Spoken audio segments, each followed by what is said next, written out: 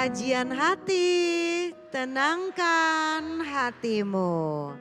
Sekarang giliran ada Ibu Ida ya. Silakan.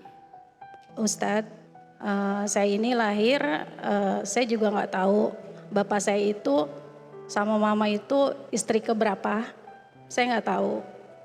Saya anak pertama dari pernikahan mereka, tapi saya dari kecil nggak merasakan kasih sayang seorang bapak. Jadi saya dari kecil itu tinggal sama nenek, sama almarhum kakek saya.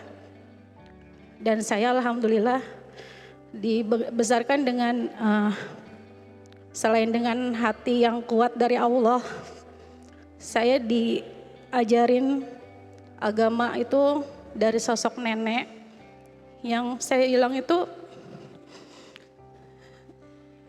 banyak berperan dalam hidup saya, Pak Ustadz.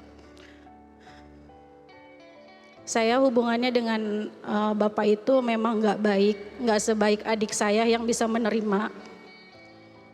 Kalau ditanya tentang bapak, mau siapapun yang menanyakan itu, seperti luka yang kayak ditaruh garam lagi gitu Pak Ustadz.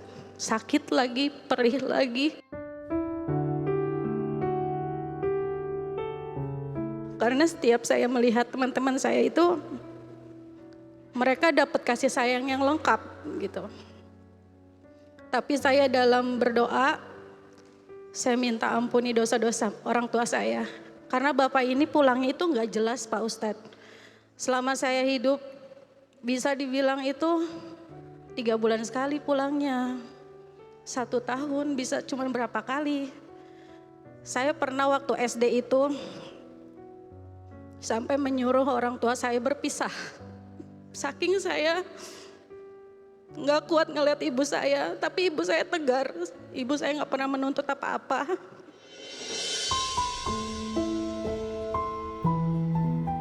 Nah yang saya tanyakan, hubungan orang tua saya itu masih sah atau enggak ya?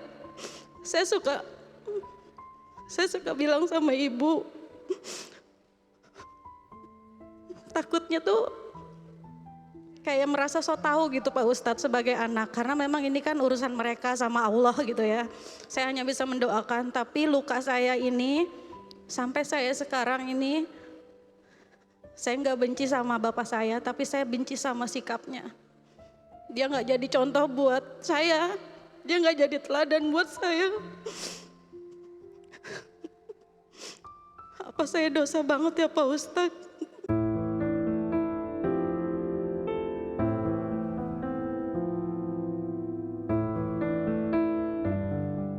Dan saya harus seperti apa untuk bisa melihat bapak saya kalau pulang.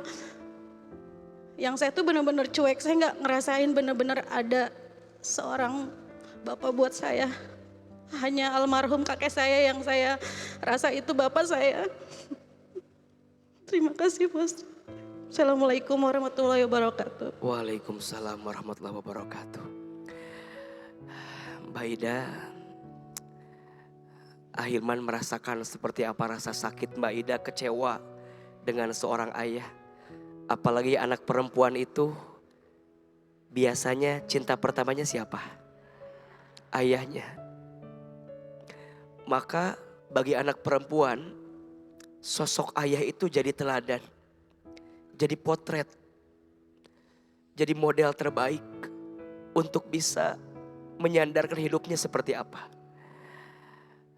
Mohon doanya AA juga diberikan karunia anak-anaknya perempuan.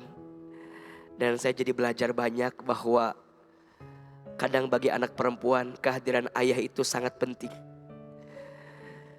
Yang kedua, terkait hubungan orang tua, bapak dan mama, selama dari mereka tidak ada kalimat berpisah, tidak ada kalimat cerai atau talak, maka masih sah hubungannya, belum berakhir. Hanya mungkin ada nilai-nilai yang tidak tumbuh saja di keluarga. Kalau sudah meninggalkan selama 2 tahun berturut-turut, bahkan tiba-tiba datang lagi, kemudian gak ada kontak, gak ada komunikasi, ya rumah tangga apa seperti itu. Maka wajar kalau kemudian beliau kecewa melihat rumah tangga orang tuanya. Tapi apa daya, kita hanya sebagai anak. Tidak bisa mengatur seperti apa sepenuhnya perasaan hati orang tua kita. Betul sikapnya cukup mendoakan, cukup memperhatikan mana yang bisa kita hadirkan. Dan sebaiknya kalau ada kebencian, benci kesalahannya, jangan benci orangnya. Benci dosanya, jangan benci orangnya. Karena bagaimanapun dia adalah ayah dari Mbak Ida. Dan nama Mbak Ida juga akan terus melekat dengan binti daripada ayah. Semoga melalui tayangan ini jadi pelajaran untuk semua para ayah. Untuk berbenah agar jadi ayah yang menghadirkan kebaikan untuk anak-anak. Karena anak-anak akan melihat seperti apa kehidupan ke depan. Jika dia trauma dari ayah, biasanya akan terus ada sampai dia nanti berumah tangga. Semoga Mbak Ida bisa pelan-pelan sembuh dari semua rasa sakit. Semoga Allah ganti semua rasa sakit dengan kebahagiaan di waktu yang akan datang. Amin ya rabbal alamin.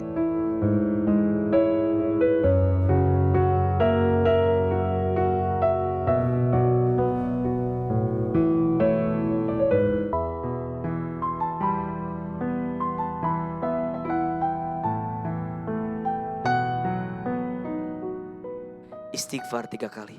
Astagfirullahalazim, astagfirullahalazim, astagfirullahalazim. Aminkan dalam hati. A'udzubillahi minasyaitonirrajim. Bismillahirrahmanirrahim. Alhamdulillahirabbil alamin. Allahumma sholli ala sayyidina Muhammadin sallallahu alaihi wasallam wa ala alihi wa sahbihi ajmain. Ya Allah, ya Rahman ya Rahim.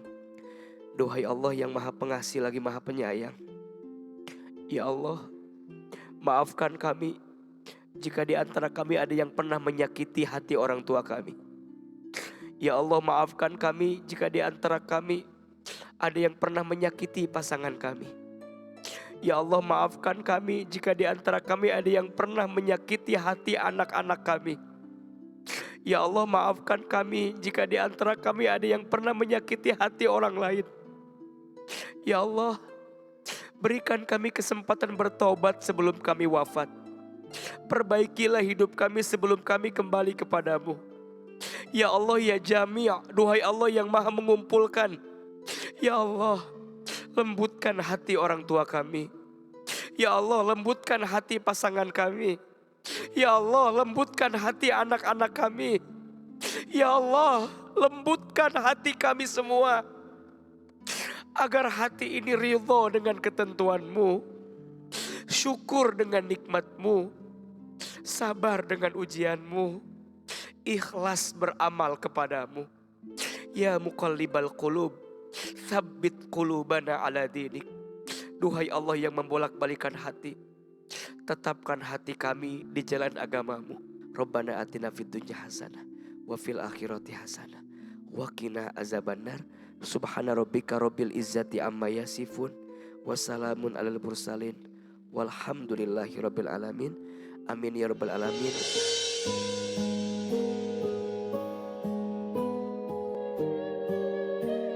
Orang yang kuat bukanlah orang yang pandai bergulat, tapi adalah orang yang kuat merupakan orang yang mampu mengendalikan dirinya ketika marah. Itu adalah hadis riwayat Muslim nomor 2609. Dan akhirnya saya Meisya Siregar pamit undur diri. Kita ketemu lagi di episode selanjutnya di Kajian Hati. Tenangkan hatimu. Wassalamualaikum warahmatullahi wabarakatuh.